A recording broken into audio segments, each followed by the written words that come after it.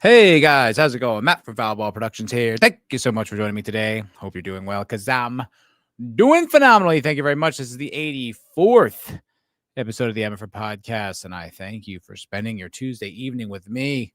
I hope you had a fantastic weekend. I had a pretty good weekend.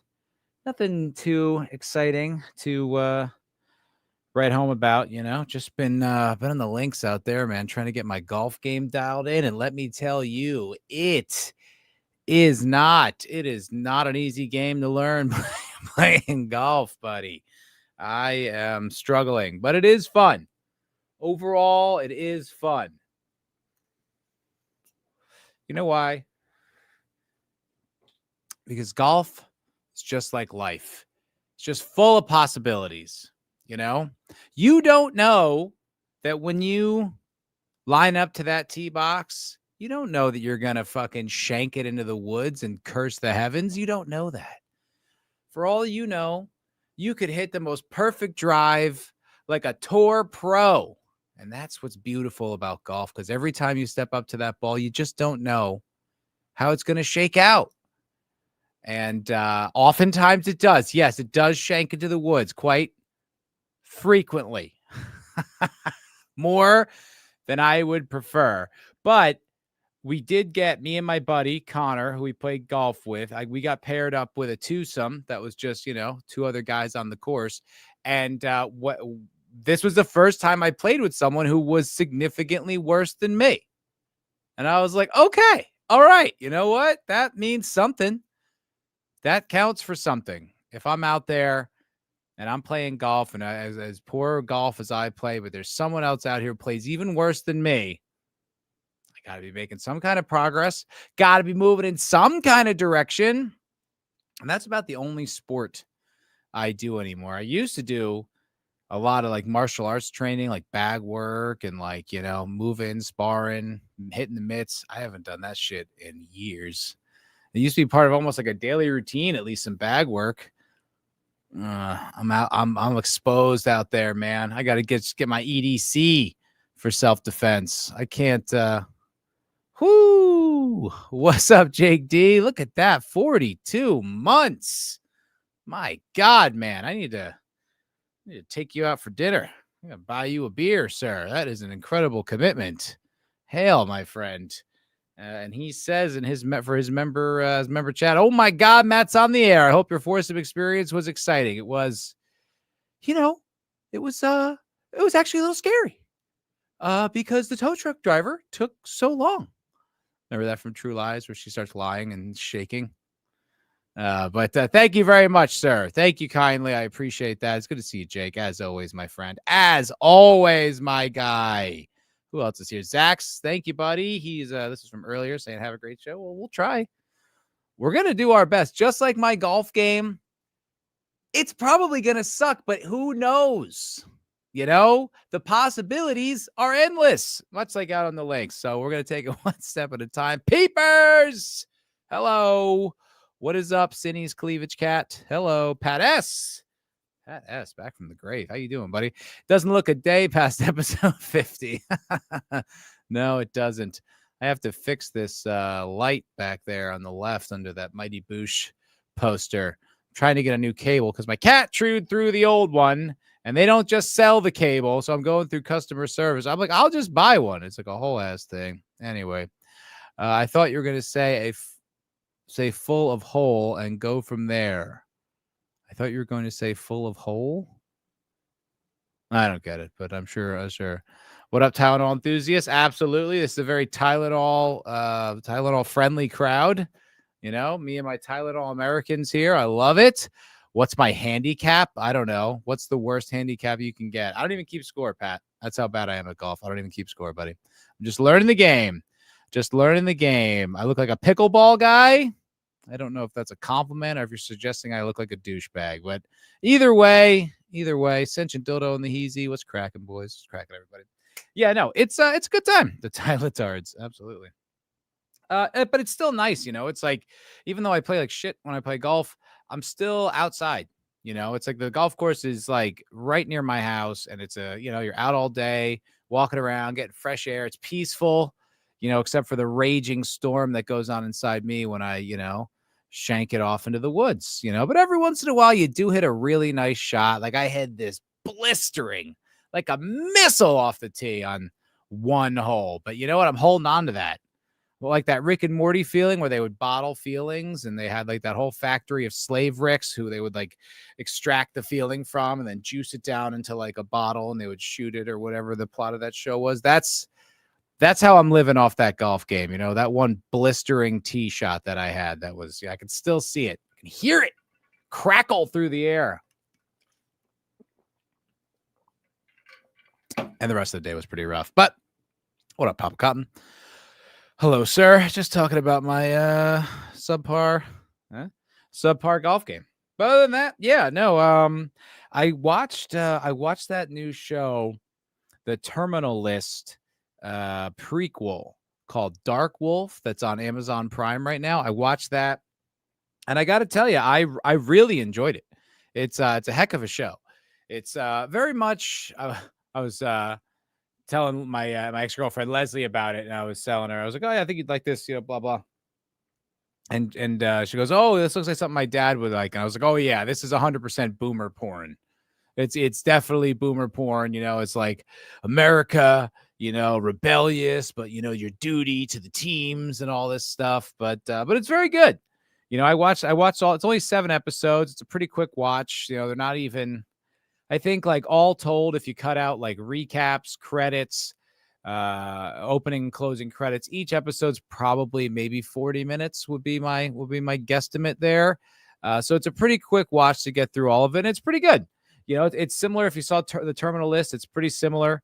It kind of it's a little different, but it's sort of the same kind of thing. Like, they're doing their job, and it sort of extrapolates and expands into like a broader conspiracy, and it's like, who's at the top? Who's pulling the strings? What we need is a Navy SEAL to kill a bunch of people. It was pretty sick. The only thing, this is Dark Wolf, the Terminal List prequel. Terminal List, if you'll remember, is a Amazon Prime show that was starring Chris Pratt as a Navy SEAL gone rogue after he was set up. I actually rewatched the first episode of that, and just because I was like, I kind of forgot. But yeah, he was I forgot who he was set up by, but he's set up by like forces in his own government or something, and they killed his family. And now he's got to get revenge, serious guy like that. But it's good. I think it's a good watch. It's not like the type of thing where you're going to get like a whole lot of like life lessons out of it, where you're like, oh man, or you're just like, not life lessons, that's obnoxious, but you know what I mean, where it's like there's something richer there than literally just the entertainment. It's like, something to reflect upon, something to think about. It's not that, but it is an entertaining show. It does have a lot that I would say is like worth watching, in the sense of like, it's just really well constructed film craft. Like each, the way they move the scenes, and the action's really exciting, and the sound effects, the editing, it's all top tier. I would say the writing's not like the greatest thing I've ever seen in my entire life, but it's definitely like a good, entertaining show. However, I will say this, and if this is a spoiler, it's a very minor spoiler. So if you don't want to hear anything about this show, you can, tune out now and come back in a minute or so. But the one thing about the show that I was a little turned off by is that, well, there's a very big plot line in it that has to do with getting these ball bearings or something that have to do with enriching uranium in a nuclear reactor. And this guy, I guess this like, I think he's Hungarian.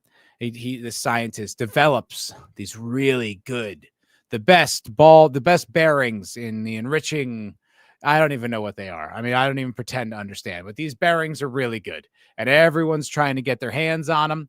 And the Iranian government really wants them so they can help their program. And this Budapest nuclear physicist or whatever is going to sell them these bearings for like 55 mil. They're going to give them $5 million up front and another 50 upon delivery, and they do 150,000 revolutions a second or some crazy shit. I don't know. But the whole conceit of the show is that it would be like the worst thing in the world if Iran got a nuclear program. And I was like, that's a little it's a little on the nose. You know what I mean? I kind of prefer my propaganda to be a little bit more subtle, to the point where I don't really know that I'm watching propaganda. But when it's that overt, when the entire plot is like, oh my God, we can't let this happen. We cannot let Iran get nuclear. It's kind of like, and it's a joint venture or a joint effort with the Mossad, who are just the most selfless, angelic people. They're intelligent operatives. You know what? They just, they got to do a good job. They care. They care about the mission, and it is the most important thing. The most important thing is we do not get a nuclear Iran. Could you imagine? They don't even really explain. It's one of those things that's like, it's just taken for granted that just can't happen. And the question is always, why? Why exactly? Why is that country in particular? There are lots of nuclear powers, and they're not all in the West. Why is that one just, it can't happen? No, off the table. I think we know why. I think we know why. I think it's because they're a pretty big adversary to Israel. And God forbid, don't even say it out loud that they'd actually have to fucking be beholden to anyone in the world, except for Greta Thunberg. But that rubbed me the wrong way. I was like, because the whole thing, right? The whole thing about these shows, this one and the Terminal List, is like, these guys are like elite warriors, like the best in the world, right? They're Navy SEALs. They're like modern day Teutonic Knights, they're like superheroes. They have incredible abilities and guns and great tactical, and it's all about the brotherhood. It's all about long live the brotherhood, blah, blah, blah, blah.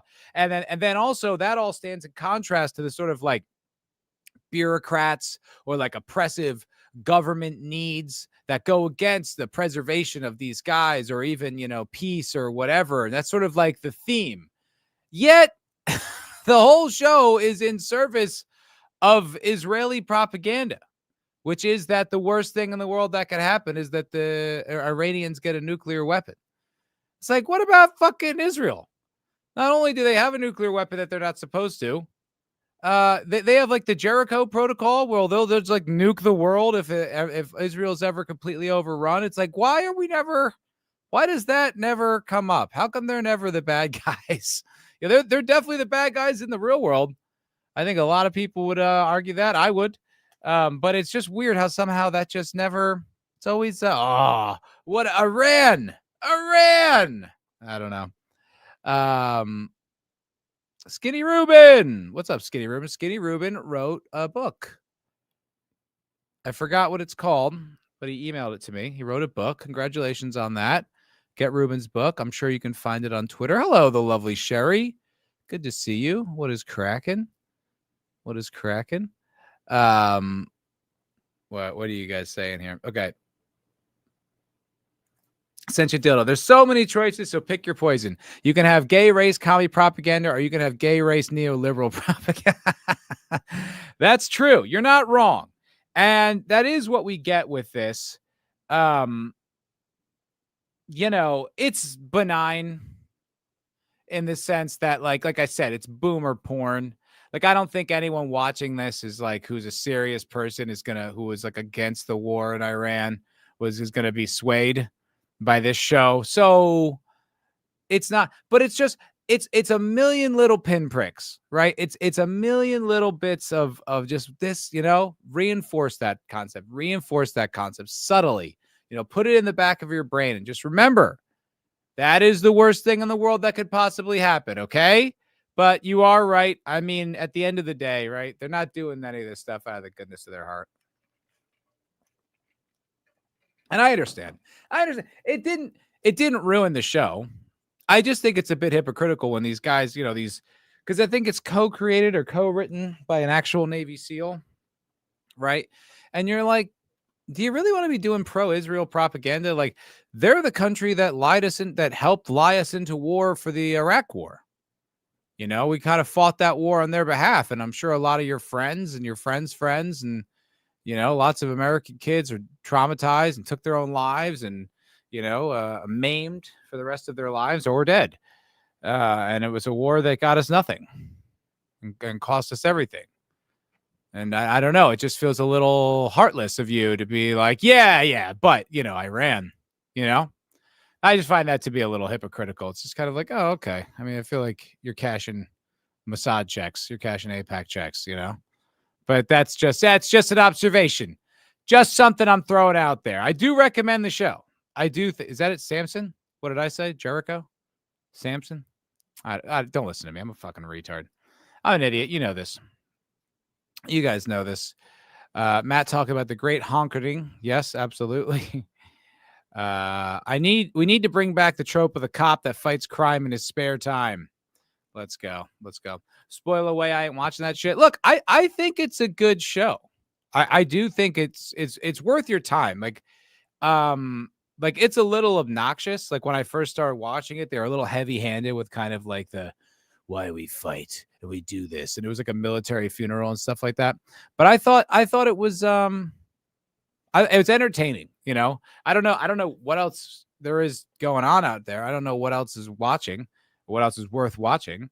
And I know that Nick at the Plot Strikes Back, I think they're covering it episode by episode. I think even tonight they're going over it. Look, I thought it was really entertaining. It's just that it's entertainment. Please don't mistake it for geopolitics. But it was, like I said, it was good. There was things that are very like exceptional filmmaking. It's funny because earlier in the day I had watched I'd never seen it, but I sat and I watched Fright Night. Have you guys ever seen that like 1980s like horror classic? That movie fucking sucks. Like I feel like that's a movie that like Jay would love, Goodwin, Emperor Goodwin, because he was in fucking high school when it came out, and therefore it's great. And anything that came out after when he was in high school is dog shit. Fucking Gen X boomer.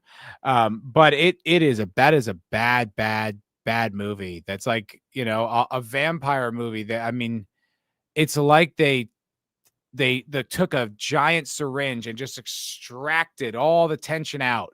And so then it's just a 2-hour vampire movie with zero tension. It's so bad. And the acting is bad. And it's a guy, it's his first movie. There's some very good creature effects, but they only come in at like the end. Marcy Darcy is like the girl, like the damsel in distress. I don't know. Like it was a chore, an absolute chore to get through.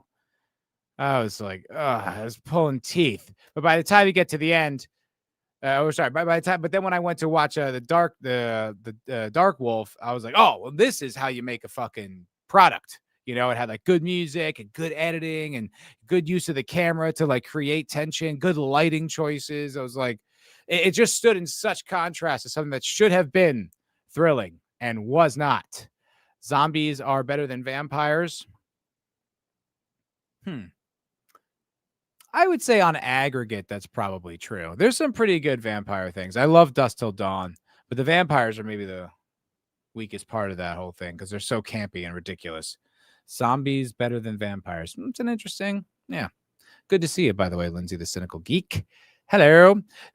Speaking of the A's, I watched Videodrome. Videodrome. That's a Cronenberg or Carpenter.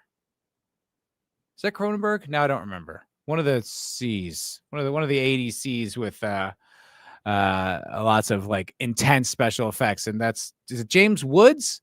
I haven't seen that in so long. That's a very fucking wild movie. It is Cronenberg. Okay, cool. Yeah, that's a wild movie and intense and saying a lot of different things about a lot of stuff. I remember in college I didn't like it because I don't like movies where, whoa, was it real or was it all in his mind? I don't know. Like, I always drives me fucking crazy. I'm like, you tell me. You're telling the story. You know? Like, if I told you about a story and I went to the supermarket and there was a shootout and then I leave it vague as to whether or not that happened, you'd think I was an asshole because that's an asshole thing to do. You're like, are you lying or did that happen or not? Like, you interpret it. Like, that's so irritating to me. I get it. Like, it's a play on mental health and you're kind of, it's supposed to be a grander conversation about, well, blah, blah. I just feel like if you're a filmmaker, please tell the story, and if it happened, it happened. If it's up to my interpretation, I think that's a bit of a cop out to come across more like artsy than you really are. And I believe that that's the end of this movie. I have not seen it in years, but I remember that's how I felt about it the first time. And then the second time I watched it, I really appreciated it and thought that there was some really interesting stuff. I would go back and watch Cronenberg or Videodrome. That'd be, those visual effects are wild, dude. Cronenberg had just such visceral and gross special effects. But yeah, I really like that stuff. Videodrome is great, but Scanners is my favorite Cronenberg movie. The latter is profoundly prophetic. Guess I have to go back and watch Scanners because I haven't seen that in a really long time. Scanners is a classic. Speaking of Videodrome, I'm so happy to see that James Woods is based as fuck. What a legend of an actor. He is quite based. He's been like a conservative for a while.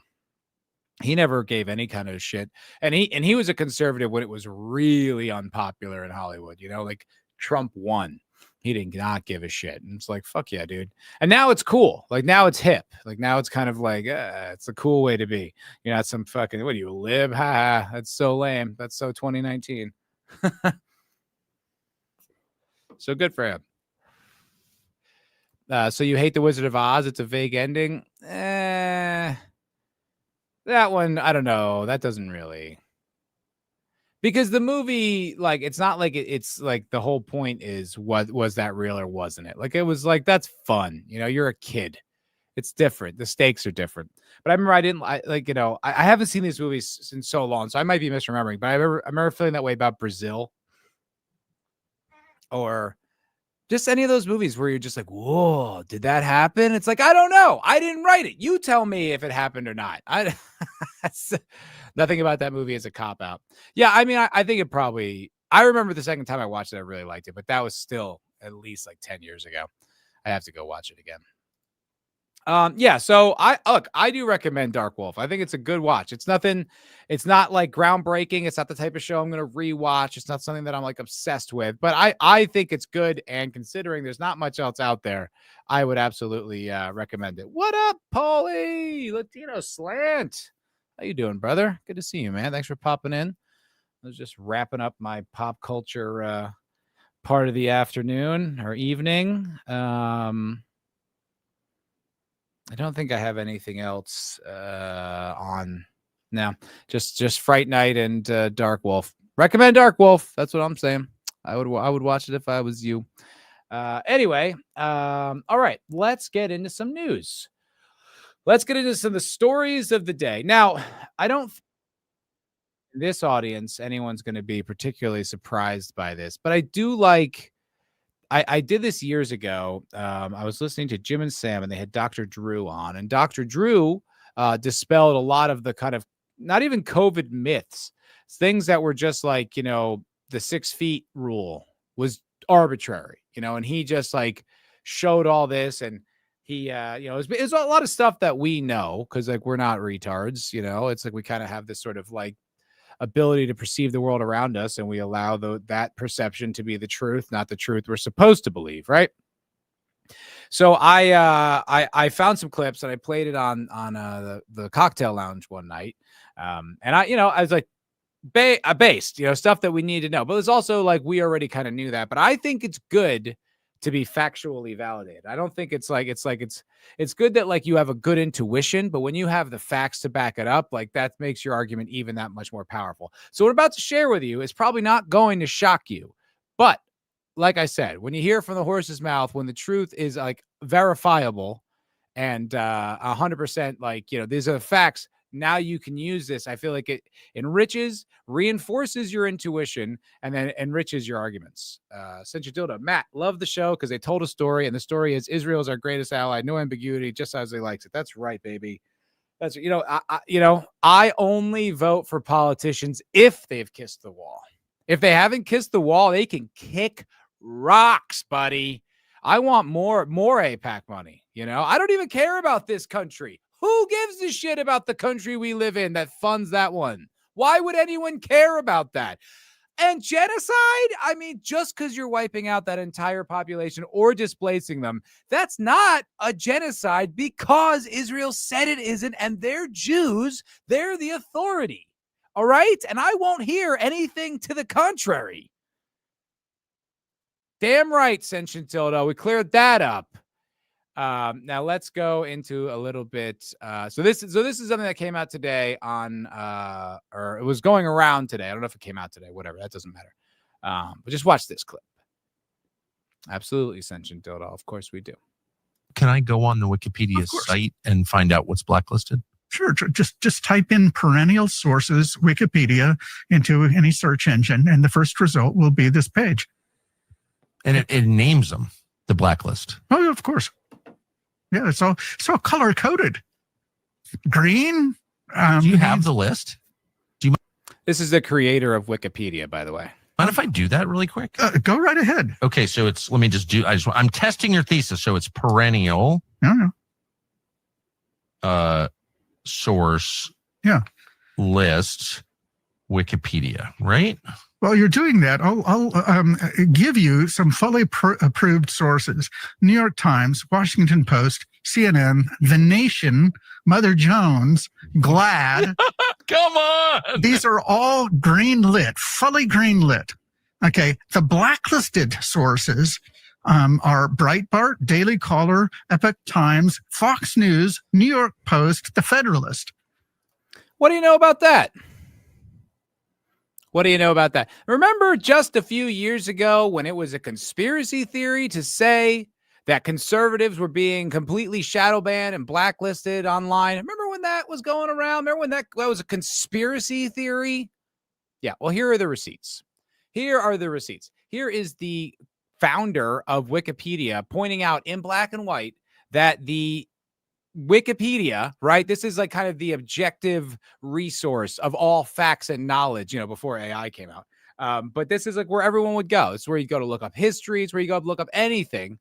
And they have blacklisted websites. I mean, Breitbart. Okay, I understand. That's more of a column. It's like Huffington Post, but it's still like conservative, like no conservative input is automatically blacklisted, regardless of the facts. It's just ideologically blacklisted. And of course, the New York Times they've never lied about anything. No. They certainly didn't help us get into the war in Iraq. That didn't happen. They're certainly not helping with the current war in Israel. No, they're a solid source of information. They're not the, woke retards spreading division. No. They're greenlisted, and all these conservative sites are blacklisted automatically. And I bring this up, like I said, not just to be like, we were right. It's like, but we were, though. You know what I mean? And the point is, like, here are the receipts. Like, here's the proof. It's like, it's into the code of Wikipedia. I remember I was looking at, General Electric, the company General Electric. They make stoves and dishwashers, and they also make weapons of war. But you wouldn't know that if you went to their Wikipedia page. I found this out because I was looking at like the Vulcan minigun. I don't remember why, but I'm kind of a gun enthusiast. So, sometimes I look that stuff up. And I was looking up the Vulcan minigun, which is like, I think on the Apache, or it's on one of our aircraft. It's a 20 millimeter minigun that just sends hell down range. And I was like, I was reading the Wikipedia page, and it was like General Electric. I was like, General Electric makes that gun? And it was like, yeah, but if you go to their Wikipedia page, it's not there. It's just completely not there. So I'm like, I bet there's also some corporate input on this website as well. Pretty interesting. Lindsay, remember when the Obama weaponized the IRS to go over conservative groups? I remember. Oh, yeah, I remember. Yes, absolutely. Absolutely, I remember that. Yeah, I mean, there was like the Biden administration had specific accounts that they wanted banned on Twitter. It's like I don't want to beat this drum and keep going, but it's like the whole country was up in arms over and I think I said this last week, but the Jimmy Kimmel thing about being, free speech, censorship. It's like, here it is in black and white, big tech, right? The Twitter files, this guy from Wikipedia. It's like this is not conspiracy theory. This is all very, very real. I just did that search. Surprisingly, no foul ball productions on the list. Something that doesn't add up. They're blacklisting me, bro. They don't want the truth out. They don't want the truth out. You know what I mean? They're trying to silence me. Well, I won't be silenced. Remember when the Obama? Oh yeah, absolutely. Very very. Let's hear a little bit more of this. So you can't use those as sources on Wikipedia. Oh, wow. Well, they've got, of course. So is red, I'm looking at it now. Yes. Red means it's blacklisted. You cannot cite it as a source of facts. Maybe as a source of opinion, but generally that works out. Anti-Defamation League gets a green light. Shocker. Also, fun fact, you ever hearing about that, the rise of white supremacy and how most crimes in the country are white supremacist or whatever? That's like the most violent. Do you know the source of that? The ADL. Yes, the ADL that was famously going around, notoriously today was going around on Twitter for having Turning Point USA listed as an extreme hate group. And Charlie Kirk as well as having a Christian identity. Those are all very dangerous things in the world. I was listening to somebody break it down. It was like when you get into what the ADL actually considers hate crimes, it's like things like prison fights and stuff like that, like all these acts of violence. Like they're basically like doing that study where it's like 9 out of 10 women on college campuses will be raped. It's like, they basically just round it up and stretch things. There's also like, someone called somebody gay. Well, that's like, that's like a white supremacist crime. Yeah, but that's an acceptable source. You'd be surprised at what the ADL thinks is a hate symbol. Yeah, probably the cross, The further down the rabbit hole you go, the T in rabbit. The T in rabbit becomes more silent. Absolutely. It does. Oh, I was just kidding. But yeah, no, it wouldn't shock me at all. Would not shock me at all. There's also at the Holocaust Museum, if you look up like the early signs of fascism, there's like, this was like going around that has like, the early warning signs of fascism. It's like nationalism. It's like, it's like certain things. It's like being concerned with immigration. It's just like, things that every country. And it's also the funny thing is like Israel qualifies as like 90% of those things on that list. And they're just like, unashamedly just being like, yeah, you better look out for that stuff. You're like, okay. Fuck the ADL, says Lindsay, the cynical geek. I would never say that. Not me. This is Lindsay. Did you see the clip of Jonathan Greenblatt crying about the rise of anti-Semitism, using Jews as a shield to deflect from his BS? Greenblatt is an evil man. There's a lot of evil men who stump for the Israel regime. And I do think it genuinely is contributing to a rise in anti-Semitism, because when you hear Bibi say that, basically a Jewish identity is an Israeli identity, and then the Israelis are committing at the very least severe war crimes. It's like, okay, you told me to associate the two. It shouldn't be that shocking that maybe people are a little sick of it. Maybe people are going to say some unkind things about the Jew. Could you imagine? Oh my God. So I don't get why there's protected groups. Why are you protected from slander? Why is that a thing you get to have? I don't understand that. I really objectively, if you really think about it, you're like, why do you get that? And it's also, like in this country for a very long time, the most hated group were straight white Christian men. You're like, that sounds like hate speech to me. You've broken it down. I mean, you've said that the worst thing you could do is discriminate someone on their gender, race, or sexuality. Then you pick your villain based on their gender, race, and sexuality and religion. I don't know. The Jews use a different symbol for addition because the plus sign is too close to the cross. That's pretty funny. I don't know if there's anything more in this clip that's worth listening to, but we'll go to a little bit more. Only for some. Yes, if you're actually reporting about the Arab Israeli conflict. Yes, yes. Okay. You may not cite them. Interesting. So you can't find the Jewish perspective on the war so easily anymore on Blaze Wikipedia. Media. Well, anyway, I thought that was pretty fucking interesting. I like when the truth comes out, and then you're sort of like that intuition you had where you're like, this is like, you can just feel it, you know? I guess like some people just don't really have like the critical thinking ability or the scrutinizing ability to understand that like when you Google, like I remember when Brexit happened, I didn't understand what the hell was going on, but everybody was losing their minds. This is, you know, racist or white supremacist or whatever the hell they were trying to push back then. And I didn't really know anything about it. So I looked it up, like you Google it, right? You know, because shit, back then that was all you had. And you'd Google it. And then the first like 15 entries are all about why it's bad. You're like, okay, but that can't be the whole story because they voted on it and did it. This is propaganda, right? This is like the media telling you something. But I guess some people don't. They're like, oh, well, then it must be bad. That's all I'm getting is that it's bad. And it's just like, really? You don't think there's any forces or factors here that are manipulating the data you're getting? You're not putting those dots together. You're not connecting that. I think it's, but I guess some people just don't. So it's like I said, in this corner of the internet, I feel like you guys are not the type of people who would be like, wait, what? Like Wikipedia was censored, but I thought it was just free. You know, anyone could edit the information. But I think it's the fact that it's good to have the facts. It's good to have it in black and white and proven, right? It's like we knew all the COVID bullshit was bullshit. Couldn't necessarily say why. You could be like, that just feels like tyranny. That feels wrong. I can't tell you why, but I just don't buy it. You know, and that's good enough to live your life, but it's not great to win an argument. But when you get the information underneath it, you get the supported facts, bam, now you're on top. Who would have thought that pushing censorship to stop anti-Semitism would cause a rise in anti-Semitism? Seems like a mystery to me. Yeah. I don't get it, but that's why I don't work on those high levels of government. You know, I couldn't understand stuff like that. I couldn't understand that.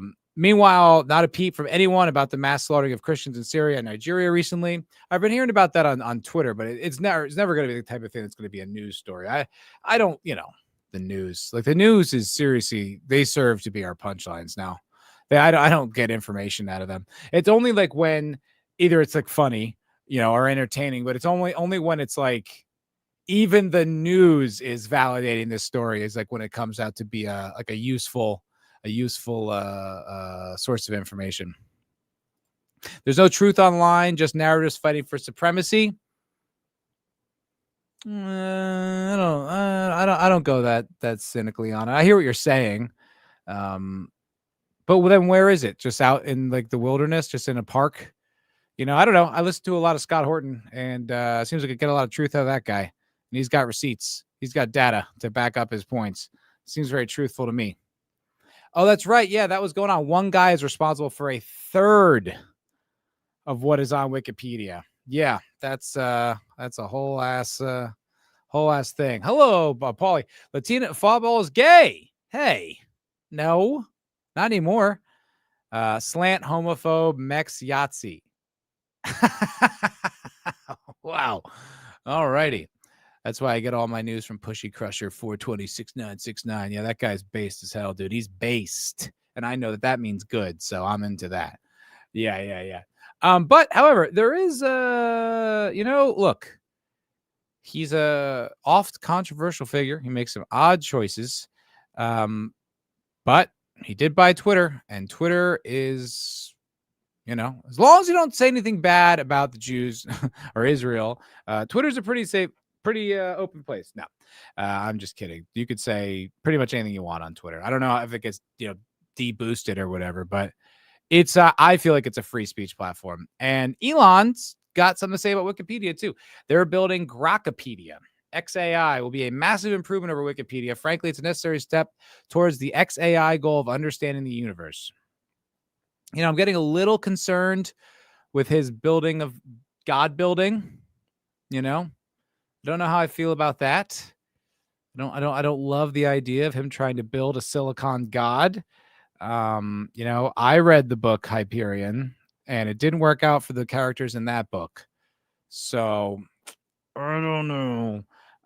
But if it is a more reliable, fact-based source of information, look, I mean, there's certain narratives I feel like are no longer possible to push in the United States of America, like in the country anymore, with this actually like with real free social media exchanges. Like there's just certain crime narratives you just can't push. You can't push that white supremacy thing is the most dangerous thing, blah blah. You just certain things you just can't do anymore because we have too much access to actual data and information, and we can exchange it and trade it fast. So I just feel like a lot of that stuff really does get squashed by an actual free exchange of information. And if this is the case, if he actually is going to make, a truly open and honest sort of online encyclopedia, that's good. I think that's good. Say what you want about Musk's Twitter. This is Lindsay, the Cynical Geek. It's infinitely better than Dorsey's Twitter. The former didn't ban a sitting president and ban the New York Post for posting the Hunter Biden laptop story. Absolutely. No, look, I think that's the only social media platform I really go to anymore. I don't spend any time on TikTok. I stopped going on Instagram. I haven't gone on Facebook in years. Twitter's the only one I go to anymore. And I just feel like it's the only place where you get like honest information and real exchanges. Now I understand there's a lot of questions about, are they deboosting for Israel, blah, blah, blah. And that might be so, but you can say a lot of fucking critical stuff of Israel. I see it every day. Doesn't seem like it's getting deboosted to me. I don't really know. Dorsey literally rigged the election by censoring people from talking about Hunter's laptop. I agree. I will say that was at the behest of the FBI. I'm not defending it or excusing it, but it wasn't his decision. They shut that down. And I guess he could have sued the FBI for, infringement of the First Amendment, but let's be honest, probably not going to happen. Information we've been fed is fake calories. I think it fucking certainly was. I feel like we've gotten a lot of new information recently. That's my personal thought. I don't know. Cotton Ministries, MSN is nothing but lies. I get all my news from Kurt Metzger, Sam Tripoli, and David Icke. David Icke, the lizard guy. I cast a pretty wide net on where I get my information from. I try to, look at different sources and different sources of information. Foreign policy, I don't really hear anyone as compelling or as sharp and up to date and informed as Scott Horton. I don't know I don't know if there's anyone who knows as much about foreign policy as that guy. I mean, the amount of it, like when you listen to him speak, you really start to get the picture of what American foreign policy actually has been over the past 60 years. Not this kind of fanciful, we're just building democracy, and not this nefarious colonization effort. It's like you're like, it's like everything else in politics. It's like run by a bunch of incompetent people who, are making deals and making mistakes and going back on their arrangements, and you're like, that makes so much more sense. Plus it's all backed by a post-World War II ideology that we need to, basically it's like, what was the white man's burden? Like civilize the world. That's essentially the same idea. It's just this time it's with liberal democracy, and even that's becoming more like a socialist liberal democracy, just kind of, but a Western one, not an evil Russian one, And it's like, once you understand that, you're like, use ground news at all? I do use ground news at times, but because of like the nature of this show, I need the more sensational stories, like, cause it's, it's a show, and ground news. I feel like they don't weight stories. You know what I mean? I feel like whenever I go to, it's just like, it's literally all the news. And I'm like, a lot of these I don't give a shit about. So it almost starts to become more work to sift through. But I do think it's a solid source of information. Absolutely. Sentient Dildo and Cotton Ministries are saying, lizard shit aside, Ike has been warning us about this global homo shit for decades. I honestly haven't listened to him since his lizard stuff days, so maybe I should poke back in with him. And look, I am not discounting the lizard stuff. I don't know they're not shape-shifting lizards from the sands of Mars. I don't know that. Seems unlikely, but they do things that do seem very inhuman, so who knows? I find it funny that everyone believes in aliens, but somehow we can't wrap their heads around them being reptilian. Oh, Cotton's a true believer, it turns out. I remember that was a big internet conspiracy theory. That's back when YouTube was based, dude. YouTube was like unregulated, and you could have all types of stuff. And I used to go down all types of conspiracy theory rabbit holes. I haven't in a while because I feel like you go down that too deep, you can never really get out of it. And that's not how I want to live my life. I just want to have some semblance of peace at times. And when I was seeing the world like that, I just couldn't, reading every article in the Vigilant Citizen and looking at these documentaries, and just so much, I feel like the internet used to be bigger. It's like there's a lot more posts and stuff, but I feel like it's a lot less websites. It's just much more narrow now. Just like it's a few websites we all kind of dance around on. It's a technocratic managerial system. It being neoliberal socialist makes no difference. I mean, yeah, like what's really the difference between fascism and communism? It's like not that much. Nationalism, I guess, is bigger in fascist ideology, but maybe they're outwardly more authoritarian, but it all kind of comes back to be the same. It's like the state owns the businesses and runs them. It's like militarization. It's like communism isn't explicitly militarization, but it always seems to work out that way. And, it's kind of, they really overlap a lot. 90s internet was a shiznit. I was talking about more like, 2010. But yes, sure. To be honest, I believed in aliens right up until the government said they were real. That's funny. I still believe in aliens. I just don't know if they've ever been here. And I don't really care. Like some people, like either they want it to be true or they just want to know. I'm very agnostic on it. I'm like, okay, I'll hear you out. I'll listen if it's interesting. Cool. If not, also, cool. Like I'm not dying to know. You can let me, if it happened. Great. I'd love to hear that. If it didn't, that's also cool. I don't really think it did. It seems too outlandish to me. But like I said, I'm not close to it. I'm very agnostic about it. All right. Moving along. Wikipedia has always been censored by the libs. We always knew that, but here is the proof. Here's the proof. Okay. All right. Let's get into the story of the day. Let's get into the big story of the day. So, stand-up comedy. We all love it. We all live for it. It's how we spend all of our days just worshiping these people, right? Oh, just me? Oh, okay. Well, never mind. No, but I'm a big stand-up comedy fan. I've been a big stand-up comedy fan for a long time. I'd say I don't want to say I'm less of a fan now. I just kind of like, maybe I don't revere them quite as much as I used to. But the thing about comedy, I would say why it's effective and why it was extra important in the previous decade is because comedians are really good at talking to people. They're really good at making concise points, right? Because you literally have to on stage. Like if you meander, if you babble, people tune out and they're uninterested. And even when your punchline comes along, they're like, whatever, right? So you refine that skill of word economy, of getting your point across, and also making it, desirable to the listener to make it, right? So over the years, comedians, I think, they were the first. The first podcaster was Adam Carolla, I think, if I'm not mistaken. Now, there might have been others, but I think the first significant podcaster was Adam Carolla. Mark Maron had a giant podcast. Basically, my point is that they took podcasting, and ran with it. And there really weren't, as far as I know, many kind of like mainstream, not specifically comedy podcasts. And then you just look at the influence and the weight of a Joe Rogan, and look what Joe Rogan did. For the intellectual dark web, but just the online conversation. He changed it so dramatically.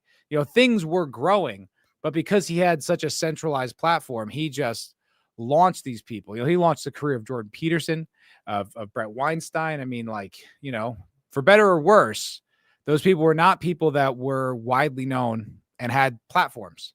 My point is that, comedians for a long time, especially for me, and I think the public at large, talk a lot, or were the people where you'd get like maybe alternative points of view. I don't want to say alternative information, but alternative points of view, or just different discussions. And so I think culturally, comedians have been super important. I mean, they were making jokes, but it was almost like comedians affected pretty dramatically the outcome of this last election. And that affects the whole world.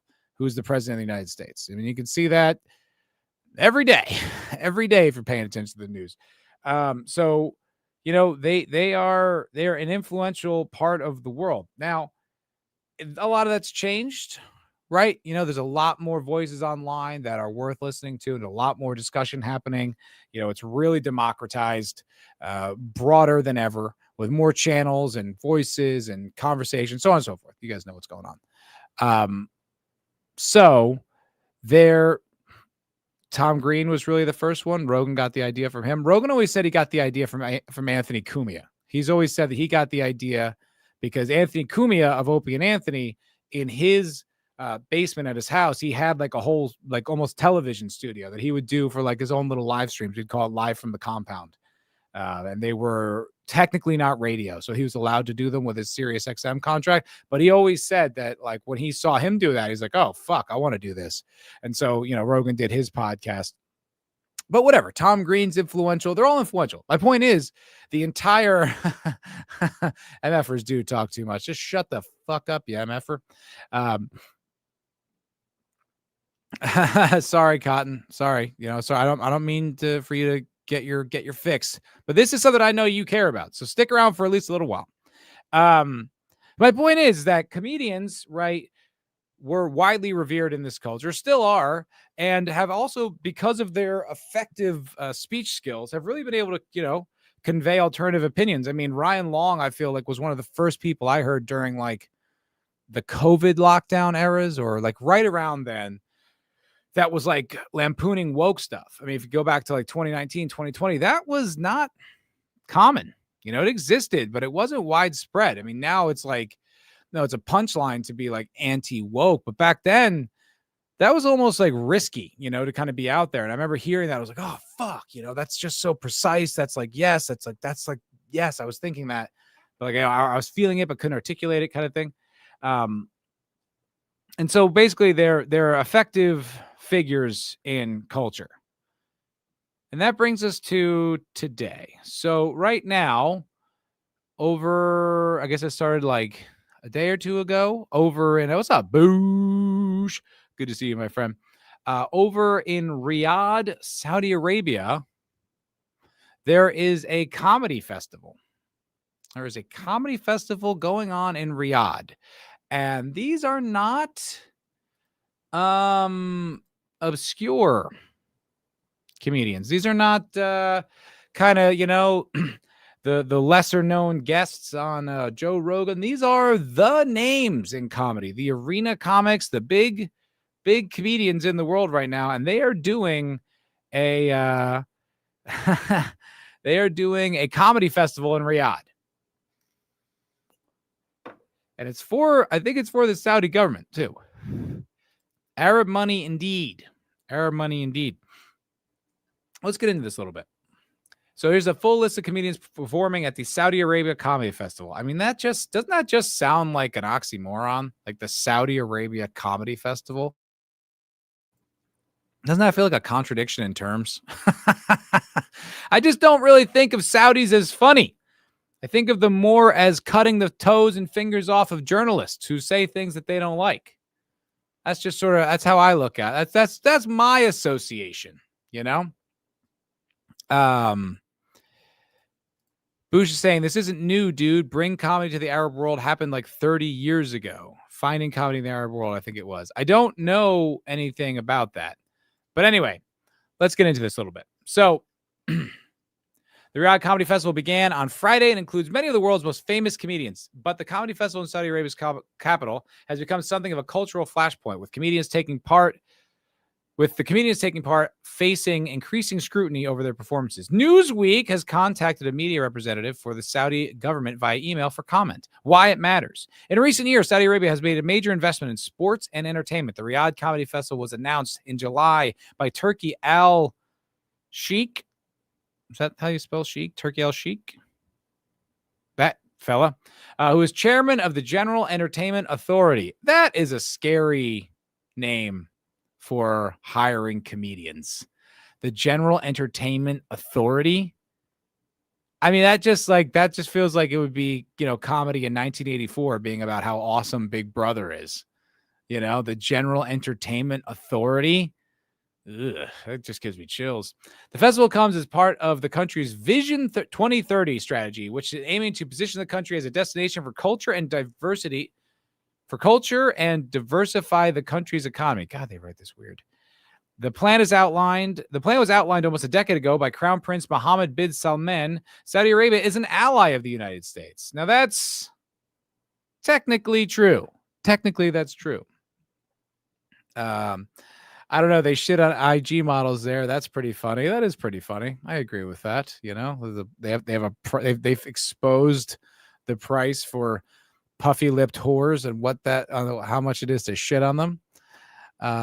Yes, I did, Cotton, and we will get there. That is part of the show. So the event has prompted backlash in response to Saudi Arabia's human rights record. Multiple organizations have urged performers to speak out against the country's record of human rights abuses, and Human Rights Watch released a statement this week which read, "The Saudi government is using the Riyadh Comedy Festival 2025 to deflect attention from its brutal repression of free speech and other pervasive human rights violations." That is one thing I do not associate the Saudi Arabian government with, is free speech. No, I do not associate the Saudi government with free speech at all.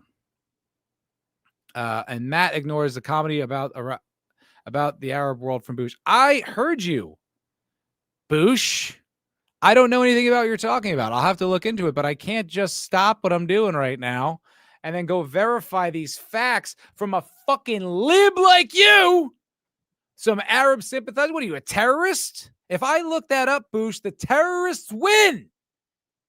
You must know that. I don't know what you're talking about. What is this called? Comedy about the Arab world.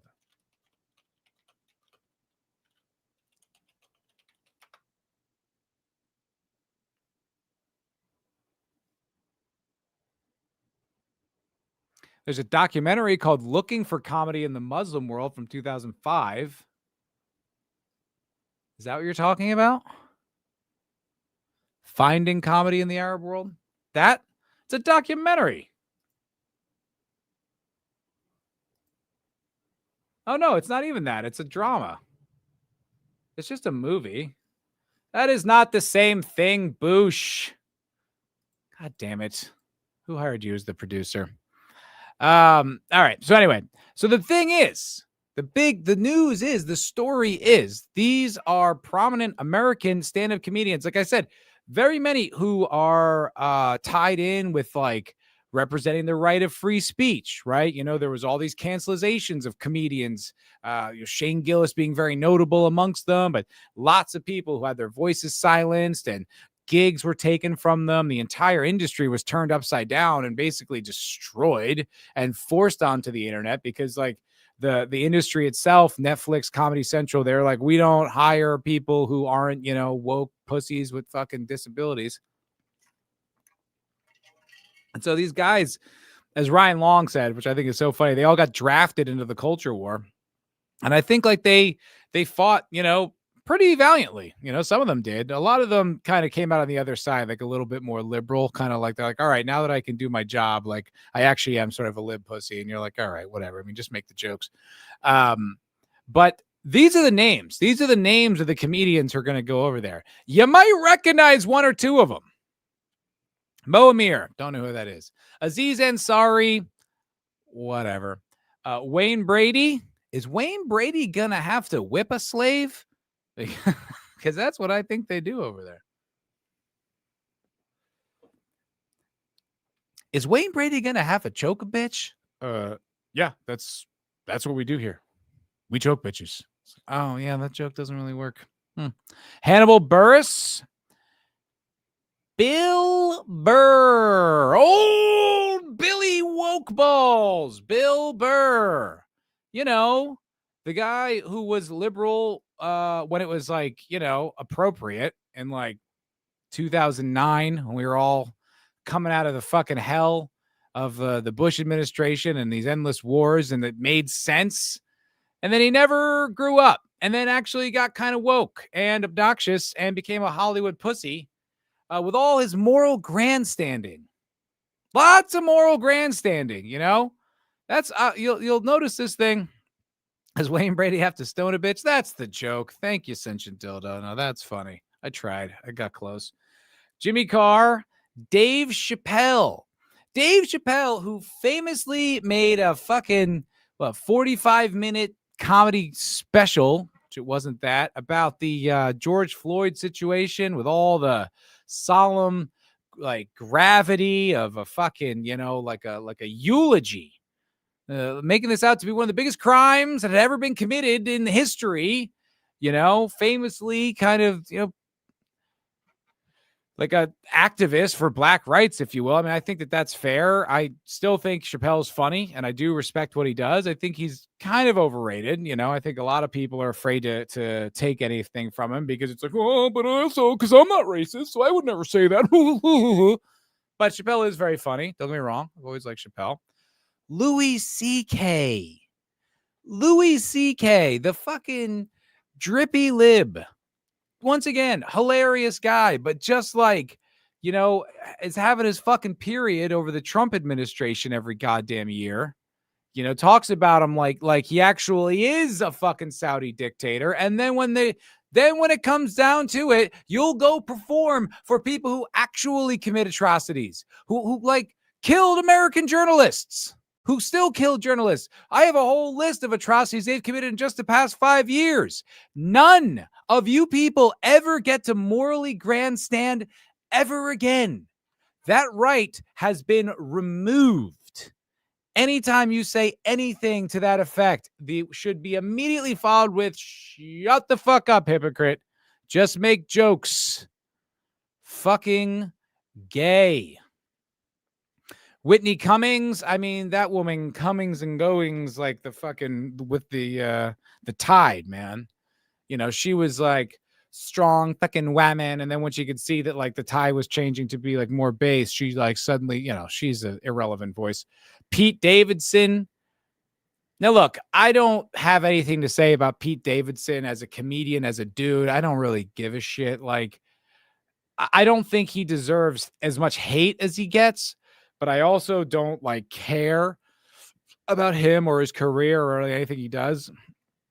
To me, he's kind of like the male Amy Schumer, like just got fucking put on some sort of rocket ship to stardom, like well ahead of when they were ready. Because it's like, I used to hear Pete Davidson on the radio, like on Opie and Anthony, and he was funny. He seemed like a genuinely funny dude, but then he becomes like a movie star. And it's like, it's hard to be a movie star and funny. And it's like, even if he's not like a star in movies, he's like on that celebrity level. And that's just boring. Like, I just don't find that. How is that funny? It's hard to be funny when you're that guy. But the thing about Pete Davidson is his father died in 9/11. And I'll remind you, if you need reminding, that what's it like? 13 of the 14 hijackers were Saudi Arabian, and the Saudis probably bankrolled 9/11. So the attack on our country that killed your dad, you're going to go over to the Saudi Arabia and dance for them? Did you need the money that much? Did you not like, even if you're like, I actually don't personally care, but I can't look like such a hypocritical piece of shit, so I'm not going to take the money. What is up, Hook? How you doing? Hook saying, lol, Pete Davidson's father clearly wasn't on Odigo, which sent out 20,000 texts that morning saying, don't go to work this morning. No, I don't think he was. But it's just like, even just for like the optics, And you know what? Same goes for Chris DiStefano. Chris DiStefano did not have any family members die in 9/11, but he was pretty sure that his mom did for a while. I've heard him tell that story, and he was having a panic attack about it. And he's a New Yorker, a lifelong New Yorker. And like, he always talks about his friends like Patty Fly Balls, who's like, they all work for like the fire department, and they still talk about like 9/11, and they still, you're going to go over to Saudi Arabia and do fucking comedy for them. And this isn't the, this isn't the troops. This isn't the USO. This is fucking for the, what was it? The Entertainment Authority. This is for the country. This is for people who just do horrific things to their own citizens, human rights violations, free speech violations, all types of awful stuff, fund terrorism like 9/11.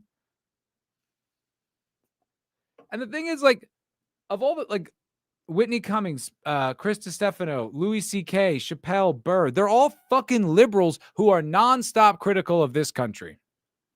They always have some, either if they're not critical, they're guilty white people about the history of this country. You are never allowed to say anything but praise about this country ever again now.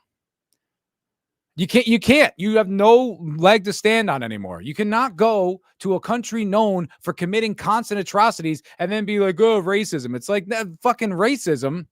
Jesus Christ. That's why I bet the people in Saudi Arabia prefer it's just racism instead of getting your fucking hands chopped off, thrown in prison for the rest of your life, tortured to death, tortured into confessions, and then executed. You're done. That is, you have revoked that right of ever moralizing, grandstanding, your fucking any kind of white guilt. That is bankrupt. That bank is empty. Unbelievable. Kevin Hart doesn't seem to have any kind of soul when it comes, like, all due respect to Kevin. I know he's friends with like Jim Norton from back in the day and Patrice and those guys and stuff like that. But like, Kevin Hart, like that guy's more like he more like rents himself out for money. It's not the same. It's just not the same. Like, I think it's ridiculous, but Jim Jeffries, another one who was constantly critical of the United States and conservatives. And oh, really? Really? You have a problem with conservatives, do you? They're the most fucking conservative people in the world. Women can't like do anything. They're not allowed to move without like male consent. They have to cover up their bodies. They like, you like, is Saudi Arabia where you can't hold hands in public? But so that's all fine and fucking good. If they're cashing checks, if the checks keep coming in, oh, well, you never extended that grace and that fucking generosity to this country. Jessica Kirsten, a gay woman. Bobby Lee, Sebastian Maniscalco. Do you really need the money that bad? Anyway, these are the names of the people that are going. Sam Morril, Mark Norman, Russell Peters. Russell Peters has a big Arab crowd. That almost the only one that makes sense. Jeff Ross, Andrew Santino, Andrew Schultz, Tom Segura, Ali Sadiq. How do you feel about that one, Cotton? Ali Sadiq going over there. None of these people are ever allowed to criticize this country ever again. That's it. That is gone. That ship has sailed. Nothing but glowing praise about this nation for the rest of your life. Because comparatively, this is a perfect nation, full of freedom and loving people. You're never allowed to say that shit ever again. I have nothing against Andrew Schultz. I don't dislike him, but I dislike this decision. And like, I don't even really give a shit. I don't really give a shit. Is Ali Muslim? Okay. Well, that makes a little bit more sense. Just doesn't, I don't know. It's going to be Whitney Cummings on her knees being an ally to the Emirati while Louis C.K. blasts himself and Pete Davidson smokes a joint as the other Emirati throw hundreds at them. Going to get arrested and executed if he smokes a joint in Saudi Arabia. I don't know. Ari Spears, Chris Tucker, and Jack Whitehall. So it's just like, it's not that I don't know. When this first happened, I wasn't like, I didn't have like a strong feeling about it. I first heard about Tim Dillon going to do it, and I thought he was just making a joke. He was on Rogan. He's like, I'll be doing comedy in Riyadh. I was like, oh, that's hilarious. And then it was like, oh, he actually is doing comedy in Riyadh. And then I guess they heard some comments that he made about their slaves, which they do slavery. You know, remember Bill Burr, like woke Bill Burr, about like white people and racism and cultural appropriation, Bill Burr. And it goes to a country where they actually still have fucking slaves. All right. Like, once again, your rights to criticize this nation are gone. That's it. You never get to sue it ever again. That card is completely revoked. But I didn't really care. I was like, I didn't know what to think. I didn't really have an opinion. And then it's like, you start to think about it, and then you start to look at like who these people are and what they've said over the years. And you're like, you fucking piece of shit. Like, just say shit on your country and act like you have these like liberal, like freedom kind of lovey-dovey principles. Then you go there because they cashed a big enough check. Fucking shut up. But there was one guy who didn't bend the knee. There's one guy who stayed strong, stuck to his principles, didn't go. That man's name is Matt Fowler. That's right. They gave me a big check, and I said, no, Saudi Arabia, I will not go podcast in Riyadh, not even for $50. No, Shaner. They were asking me to go to the Middle East soon. What? What? Where? Why? Saudi Arabia and UAE or Dubai. Dubai? I think I'm gonna pass. Yeah. For the troops? Is it for the troops? Not for the troops. What? It's for the Saudis. For the Saudi princes? Yeah, and everyone's like, yeah, you should do it. Everyone's doing it. It's like, for Saudis? Yeah. Weren't those the 9/11 guys? Shane Gillis refusing to. Yeah. Shane said, go fuck yourself. And apparently, like, Shane turned him down, and then they doubled their offer.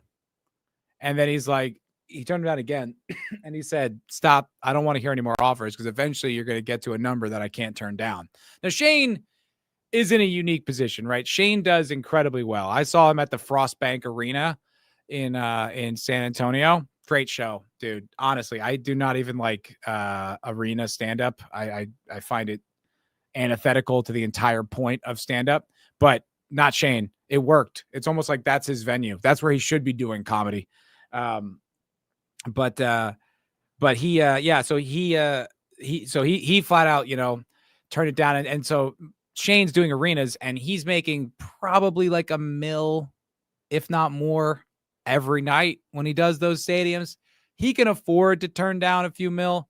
I understand that. But most of these people, like, I feel like they're millionaires. Definitely Bill Burr and Louis C.K. and Dave Chappelle. I feel like these guys are millionaires multiple times over. I understand, like, Kevin Hart's worth like $500 million. They don't need the money. It's like, what are you doing? Why are you going there? It's like, would you go do a show in Tel Aviv? Would you go do one for the Israeli government? You probably wouldn't, because that's very unpopular with like your liberal friends, right? But this one, your liberal friends are too fucking stupid to know that this is like just as bad. I don't know about worse, but just as fucking bad. I have a number. I don't want to know what that number is. Base as fuck. Exactly, dude. Fucking exactly. Not the Saudi government, Saudi terrorists. I don't blame President Trump or the leftist psychos who commit acts of terrorism. Boom. Ha ha. Dave's house is like 12,000 square feet in Ohio. Yeah. Oh, well, yeah. I mean, Dave's a very wealthy guy. I mean, it's not even questionable, but it's just like, well, look, somebody said fucking no. And somebody who was probably going to get, maybe the biggest offer said no. So that's at least that's encouraging. I don't know what else to make of it, but I was just good for you, Shane. Fuck yeah, man. Mad respect, like actually loves America. Actually loves America. I don't think I have anything else to that. I don't know. What do you guys think? You guys think this is No, I mean, I don't even see the other side. It's just like, no, human atrocities are fine. Like someone like Tim Dillon, like it actually did kind of make sense because he's almost the type of guy who's just like, like he's got a price. I'm a whore. Like he doesn't care. But these other people, like they grandstand. Like I don't know that Bill Burr, I don't remember factually if he said anything, but I guarantee you he had strong opinions about the comedians who were performing at Trump's rally, like Tony or Rogan or Theo Vaughn having like Trump on their podcast is like some kind of like an atrocity, a crime, like a bridge too far. We're not supposed to do that, blah, blah, blah. Guaranteed. Guaranteed. And yet, guys, Saudi Arabia, fucking unbelievable. I do not watch Legion of Skanks. I'm not a big fan of live podcasts. Like in the sense of like it's in front of a live audience, because I just feel like the comedians are always playing for the room, and I just don't find that as entertaining. I like them to be more just like a conversation, because that's just the type of entertainment that I prefer. Nothing against it. It's just not for me. I will say though, speaking of Legion of Skanks, there's a man named Crack Amico, which is a joke on Zach, who wrote a little song about this thing, and I wanted to play it. I don't know if we'll get copywritten or not, but I think it's funny, so I'm going to play it.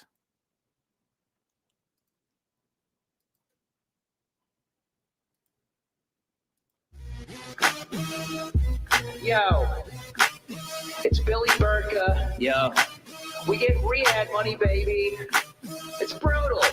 Alla shiki Luigi Manjo. Hey, I feel Luigi Manjo. Yo. We getting Riyadh money. Yeah. We getting Riyadh money. I am a cook, I got a shitty black and white. Yeah. I am a cook, I got a shitty black and white. It's brutal. We getting Riyadh money. Yo. We getting Riyadh money. Now that Riyadh money got them selling they souls. If they wasn't telling jokes, they be selling they hoes. They do anything for dollars, even say a prayer to Allah. Balaclavas on their faces just to pack out a show. Whoa, Chris Stefano, I had to let you know this festival might rest your soul. They colder than the Eskimos. The episodes you drop must not be making no sense. Mr. Ross only going cause there's no age of consent. Guess the roast master general demoted to lieutenant. I'm the lord of this land. See, now that joke about Jeff Ross, I'd heard something once from like Aaron Berg on a podcast offhandedly, and I've never heard anything else about it since. But there must be a prevalent rumor. His black wife is going to be asked to go to the back entrance. Mm-hmm. Yeah, people have pointed out over the years like that it's Nia's influence that made Bill like a bitch. And then I saw some unsubstantiated Reddit posts about like, his wife cheating on him and him leaving the house, and who fucking knows about any of that. I don't know about it. None of that can be known. That's his personal life. I don't really care about that. What I do care about is that he's changed. That he's like a lib now. Like he always kind of was, but he was like, he did Opie and Anthony for years, and he would hang out with Anthony and they would joke around stuff. And then he just got all like serious about it. And you're like, shut the fuck up, Bill. Fucking pussy. It's just like, I heard his comedy change years ago. It's kind of like when people are surprised that South Park's not funny now. I'm like, yeah, they haven't been funny for a while. I don't know where you've been, but they've kind of stunk for a long time. It's like, I'm not surprised at all that they just have like one joke. Oh, drumstick. Like, yeah, they haven't been funny in years. Shouldn't surprise you. And I'm evicting these lieutenants who didn't expect Tommy Buns to take the Saudi funds. Probably for a Rolex, he don't give the kids a mommy none. No. Aziz needs this, I'm rooting for him in the end. Cause how could you get canceled for being a horny Indian? Wow. I can't believe what I'm seeing is Pete Davidson. Made a lot of money, but I guess he ain't been saving none. Hey. Never forget, well I guess he forgot. Now he performing for the animals that took out his pops. Yo. Does he even know? I think Pete Davidson talked about this on the on Theo Vaughn's podcast. He was on recently, and I was like, I cannot care. Yes, good point, Cotton. Good point. Matt McCusker is funny, and he's got a black wife. Although I think his wife, I used to call her, she was a troop. I think she was like in the army or something like that. Maybe like an MP or a cop, something. So she's probably a little different. She's not like a woke woman, like whereas Nia is woke when she flipped him off at the MMA event, like, oh, cool. And then like, oh yeah, no, it's okay if, it's like, literal slavery, which, I understand was the worst thing this country's ever did was have slavery. I'm not defending it. I think slavery is terrible, but we keep fucking hearing about it. And it's okay for your husband to go perform when they still do that. Okay. All right, cool. Totally. And shit probably got bad friends like Sadi Santino and Hammer Robbie Lee. Pulled that little penis out on stage where he gonna be a goner first time out the country. Unless we count in Tijuana. I wonder why they canceled on Tim Dillon. Probably cause they heard about the men that he been drilling. Not ratting, I'm chin chilling. But what about Miss Whitney? Voice for strong women? Bitch, you gotta be shitting me. I remember you. So like the other thing, it's just, I guess the thing that really bugs me more than anything is the hypocrisy. And, maybe it's that I just gave comedians too much credit. But there's like, it's like Santino and Bobby Lee, like, they're still kind of like show business guys. Like they're still kind of like Hollywood liberals to a degree. You can still hear it come through the cracks when they talk about stuff. And whatever, they're funny, so I don't really care. But then when you see them do this, you're like, your criticisms are they're completely worthless now. I don't want to hear another one ever again. It's just like, you have no right. Go fuck yourself, Cinch Dildo. I don't have to put that on the screen, you dick. Vividly, Simon D'Elia wickedly. You headed to a place where they treating women maliciously, beating the bitches viciously, physically dominating hoes. Silver lining, we can't see your body when it's draped in robes. True. She gon' fit right in with the ancient ruins. Hey Sebastian, what are you doing? They go for payroll, do whatever you say so. Kirsten, haven't you seen what they do to gay hoes? Squeeze you like your Play-Doh, on God, they'll murk you. Or maybe they invited you to make you wear a burqa. And these are the types of people who just like unironically talk about how the Republicans and Trump are taking away people's rights. They definitely talk like that, like at the Comedy Cellar and amongst friends and their New York liberal friends. They just unironically just talk about how their rights are being taken away. Yeah, and then go perform in Saudi Arabia. Mark and Sam, they might be drunk. And if they say the wrong thing, they might be sliced and chunked inside the trunk of a fucking cyber truck. Now this just don't seem worth a little subscriber bump. Chappelle turned down millions and went to Africa. Now we headed back just to hack for some human traffickers. Louis, please, you're selling your soul. It's another one, another guy who talks about all the racism in this country and stuff like that. It's like they execute like Nigerian immigrants. They just massacre them at the border. But yeah, no, all good. No problem with that. It's like if white Americans, did it 150 years ago, well, we can never get over it. We'll never move on from it. But no, it's okay. The Saudis cut me a big enough check. So it's so frustratingly hypocritical. I don't think I'm ever going to be able to look at a lot of these people the same ever again. There's like people on here that I don't take for political insight, but there's people I like. Like I like DeStefano, I like Louis C.K. It's like I like these guys. It's just now it's like, I don't know. It's just brutal. Brother used to think you was the goat, now you hanging with goat fuckers. How the fuck could Kev possibly need any more cheese? Another divorce? Geez, stop fucking these whores, please. Saudi seated. This Crack Amigos, the rapper, he's Louis C.K.'s his favorite comedian. That one hurt. Yeah, that's brutal, dude.